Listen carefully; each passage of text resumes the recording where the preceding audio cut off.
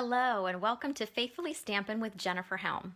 I am Jennifer Helm, the Faithful Stamper, and tonight I am going to teach you the triple time stamping technique. This is a really fun technique. It is not as complicated as it may look if you look at the layout of this card, but it is a fun technique and can be used in many different ways. So let me teach you how to do this nice technique. This technique tonight I am using the Timeless Tropical stamp set. I was in need of a birthday card for a sweet girl who was turning 18 very soon. So I decided I needed something bright and fun to send her way. So this stamp set has lots of lovely images in it as well as some nice birthday verbiage. So that is why I chose that card or that stamp set to use. And so I'm going to use Whisper White cardstock and Mango Melody cardstock for this card. So to begin, I am going to take 3 pieces of Whisper White cardstock. You're going to need one piece that is 4 by 5 1/4, a second piece that is 3 by 4 1/4, and a third piece that is 2 by 3 1/4. And we're going to layer these together.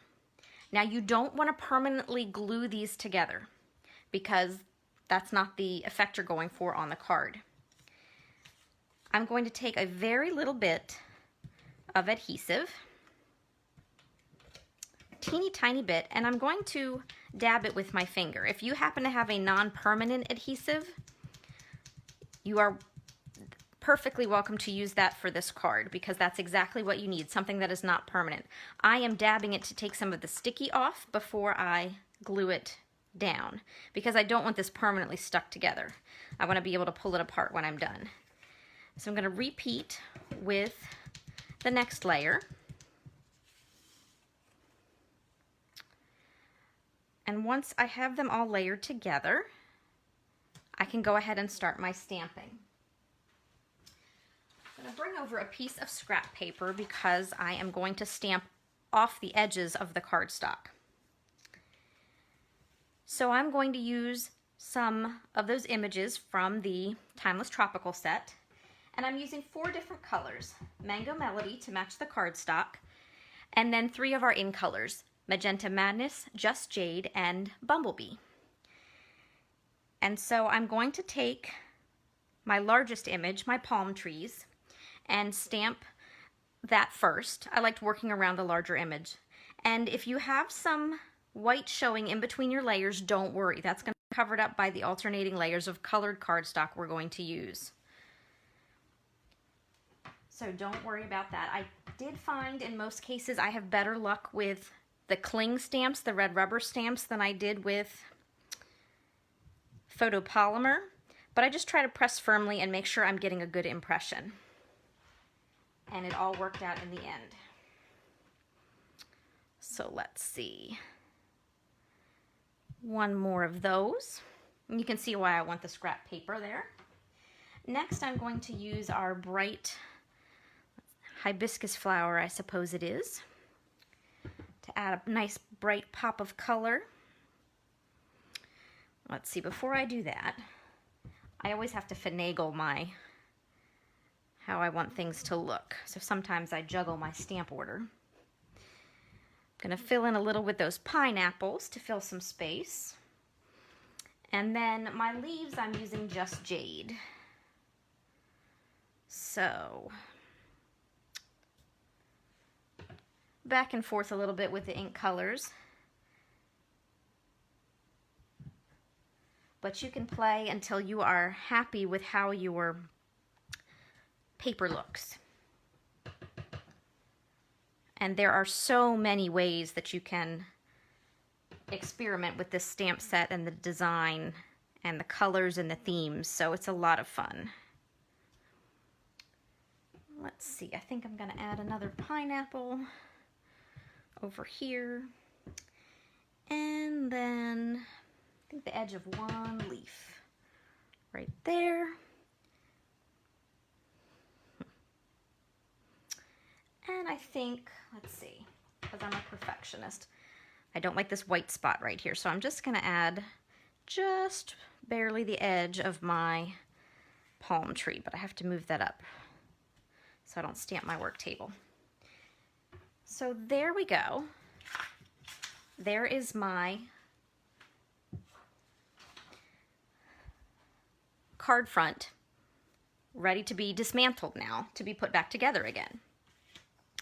So I'm going to very carefully peel these apart. This is why I tried to take some of the sticky off, because you don't want to mangle your pieces too much while you're taking them apart, and you definitely don't want to rip the cardstock. So the first thing I'm going to do is take my Mango Melody card base. So this is 8.5 by 5.5, scored down the middle at 4 1/4. What I call your typical card front, card size. And I'm going to use my Stampin' Seal Plus, my adhesive of choice, to add some adhesive to this card front. Make sure I don't have any hanging off the edge there. And then glue that down. And I'm just going to layer the rest of my pieces together. But I'm not going to glue these to the card front quite yet. You can layer all your pieces and simply place them flat, one on top of the other. You can add each layer with dimensionals. It is up to you. What I have chosen to do for this particular card is I'm going to layer the top 2 pieces flat together. And as long as they're centered on your cardstock, if you happen to realize they're upside down, turn it over. But you can match your stamped images. And you'll see how even though I had those white spaces in between, when I add the layer, you can't see it. So these 2 layers I'm going to put together.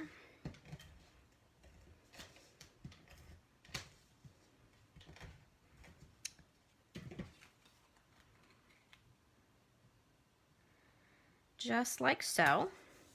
And then once I'm finished with this layer, I'm going to adhere it to the card with some dimensionals. But first, I want to add a little bit of ribbon. So what I'm going to do is take some of our in-color ribbon. So this is Magenta Madness and Bumblebee. And I'm going to add 2 strips across the front of the card. So I'm just going to cut the ribbon to the length that I want, a little wider than the card front. And I'm going to put a little adhesive on the back where I can see where I want my ribbon to go.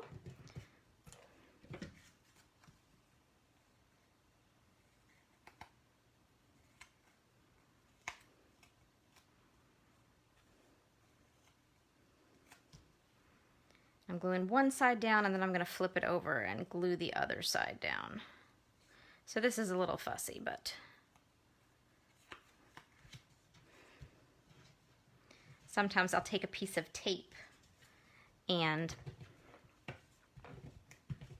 my adhesive is not behaving itself this evening. There we go. And just make sure my ribbon is not going to go anywhere.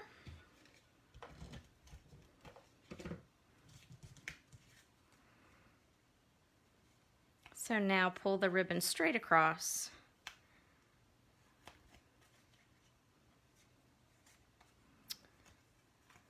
And there we go.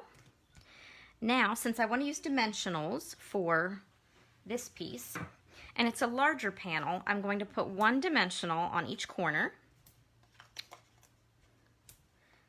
a couple in the middle, kind of offset, and I think just to be safe tonight, I'm going to sort of help keep this ribbon where I want it to this evening.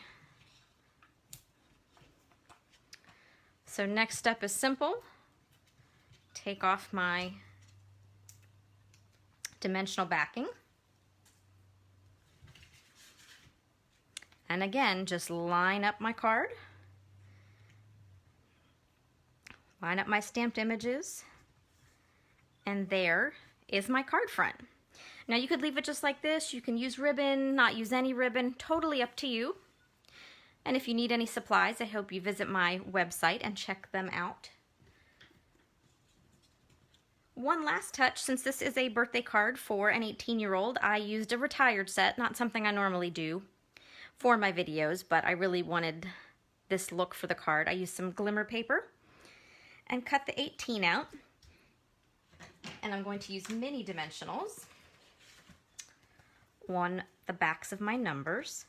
We do currently have a stamp set called Playful Alphabet. Actually, not a stamp set, it's a die set. And as the title alludes, it is the entire alphabet as well as some numbers and punctuation marks. It is smaller than these numbers, but they are a lot of fun to work with as well. So I am simply going to take the backings off these dimensionals.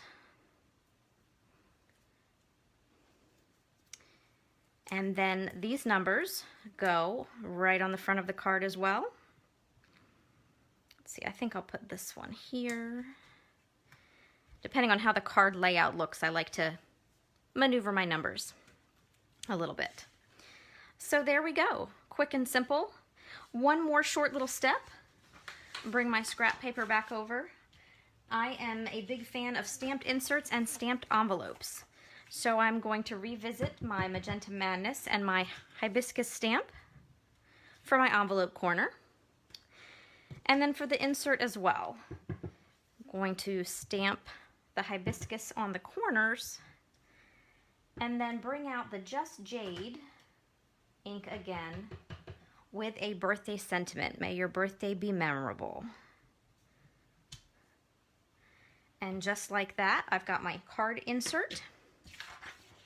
And all I need to do to finish the card is put this insert right inside.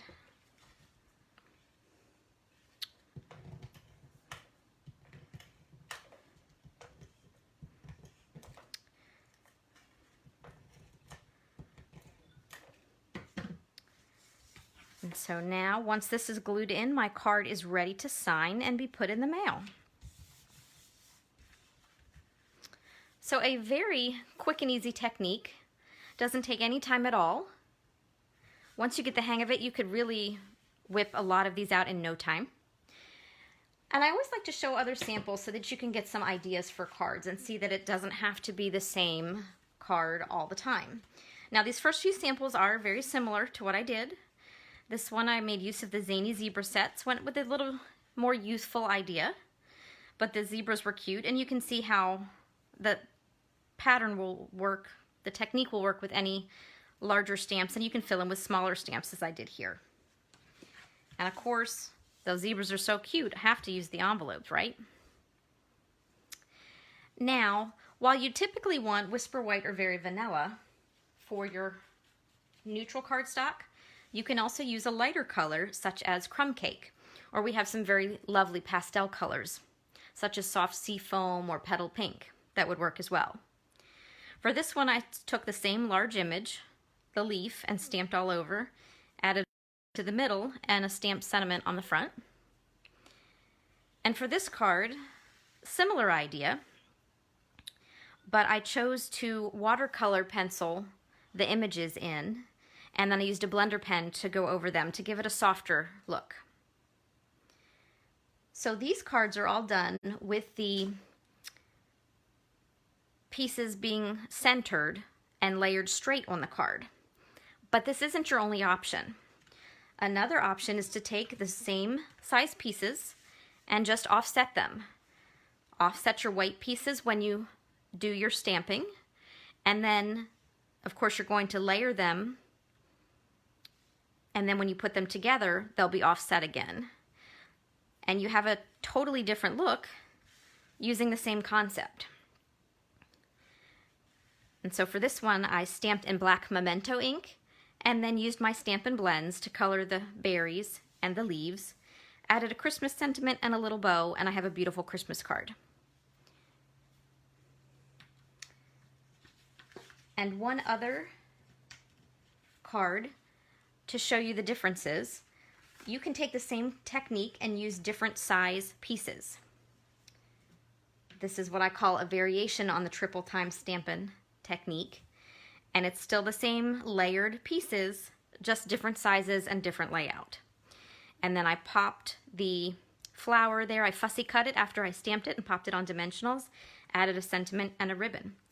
If you would like to see the measurements for this particular piece, I hope you'll visit my Facebook page, The Faithful Stamper, and look for the post on triple time stamping.